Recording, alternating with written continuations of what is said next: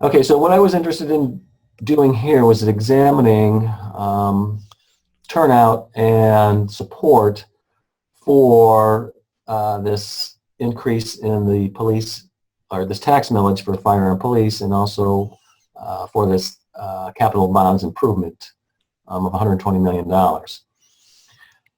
Because there had been this discussion about, well, you know, we're increase in property taxes to help fund the police and fire department, and you know, the word on the street was, well, it's probably not going to pass. And it didn't. It did not pass. Sure. And the conventional wisdom was, well, okay, the mayor's position on the monuments is going to hurt them with white voters, and they're going to turn out and vote against the tax millage. Okay, let's emphasize that for a second. You know, I've seen it in writing. It appeared in a column by You Buzz. You and I heard it being said at an event last week. Mm-hmm. So there definitely is that perception. You see it all over on Facebook. It's almost like Robert E. Lee revenge, right, on Mitch Landrieu. But that was not the case when we broke down the numbers and looked at, you know, the support. All right, so basically the top table just kind of breaks down vote on election day and vote, early vote. And we saw that the early vote was actually in favor of the tax millage. And that's because more African Americans. And more African Americans turned out. If we scroll down a bit, you can see the turnout numbers for early vote. You know, we look at, see, African Americans make up 58% of registered voters, but they were 66% of early voters, so they were overrepresented. So in terms of the early vote, there was support among African Americans for that tax millage. On election day, that was completely reversed. Is there any event that you can think of that maybe caused that? I can't think of anything like an event, or it's just what we found here is what I did here on these tables was plot the percent registered black vote in the precincts against the percent vote yes on the millage. And what it shows is as the percentage of registered black vote increases in the precinct, support for that millage decreases.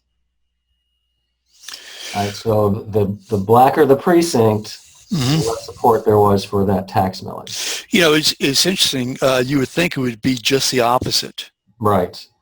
I mean, this is what was basically being discussed in these columns and being discussed at this point. Yeah. I mean, you know, you would think. I mean, if you looked at Facebook for a while, you would think that whites would be totally opposed to the millage, right? And blacks would be totally in favor of it, right? And what you're saying, like out in East New Orleans, the numbers were through the roof. Yeah, absolutely. So basically, when we estimate the numbers, we find 50% of white voters favored passage, so whites were basically split 50-50, whereas only 38% of blacks supported that tax millage, increasing that tax millage. So it wasn't so white voters weren't out for revenge against the mayor because of the Confederate monuments, that they were actually relatively supportive of the increase in the tax millage. Right. If we scroll back to those plot charts. Sure. You'll see that the vote for the capital improvement bonds, 62% of whites voted in support of that. Whereas again, only 38% of blacks said yes on the capital improvements bond. And of course that didn't result in any money coming out of anyone's pocket. That was just to give the city authority to sell those bonds. So this was just a no vote by the African American community. I was going to say that it was there's a perception that African Americans want and don't pay for what they want. I mean, that is the perception, whether it's right or wrong. I don't believe it's true, but that is a perception. Right. No, I agree. And here, I mean, what it's saying is, I'm sorry, we don't want you to cause any more debt, and we don't want you to spend any more money because those homeowners are going to feel it, but those renters are going to feel it too. Right. This is one of the things that struck me about this election, was that it was a very low interest, low stimulus election, where these are the type of elections where chronic voters show up. Right. If even if there's nothing at stake in the election, these are the type of people who show up. And these people tend to be property owners. They're more established in the community, more connected to the community. They're property owners. They're older. They just have this habit of voting. And it just strikes me as it was a strategic blunder to hold an election like this where only property owners are going to show up. And they're going to vote against something like this because this is giving them directly in the pocketbook. That's really interesting. So let's see, the percent turnout and support. So we see go on. District A saw the highest rate of turnout, about 11%. District E saw the lowest rate of turnout. So you can see that District A and B were relatively split in terms of support for that tax millage. It's when we get to District D and District E where we see an overwhelming rejection of that tax millage. And it's District D, I think, is most interesting, where even this overwhelming rejection of the capital bonds being sold by the city. So again, this tells me that this is just a no vote. District B pretty much is a pretty conservative white district.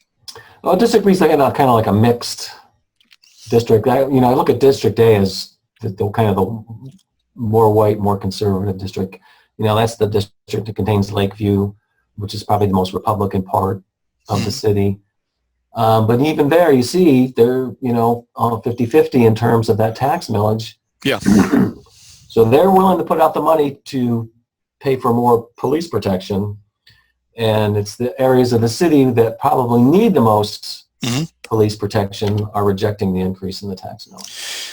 So that's actually the last chart. Now, I guess the last question I have is, and let me see how I can articulate it, but so the voters find that police protection, the police force is at a rate of 22% roughly. Yeah, positive evaluations. Yes. Positive evaluation. They don't blame the superintendent. The whites probably will blame Mitch Landrieu. Blacks, or so positive Mitch Landrieu. I'm sure probably still positive on the police chief. But as relates to the 10% of the people who voted on the millage, I think, sorry about that, that particularly probably in the African-American areas where property taxes have increased, that this is just one more tax increase that could put them over the edge.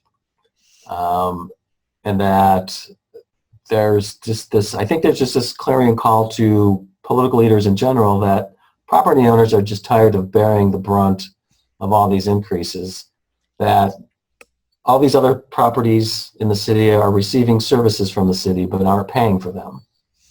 A number of these nonprofit organizations and properties who receive fire protection, police protection, but don't contribute to the general fund to pay for those. And I think there's some real pushback among property owners on that.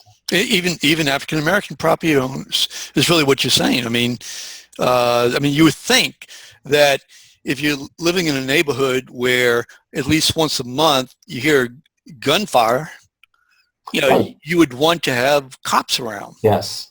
I think I mentioned this to you that Jeff Adelson had done a nice piece in The Advocate breaking down the vote by police districts, and that showing that some of the areas where they had the longest response times were the areas where there was the least support for this tax message. That's absolutely amazing. Yeah.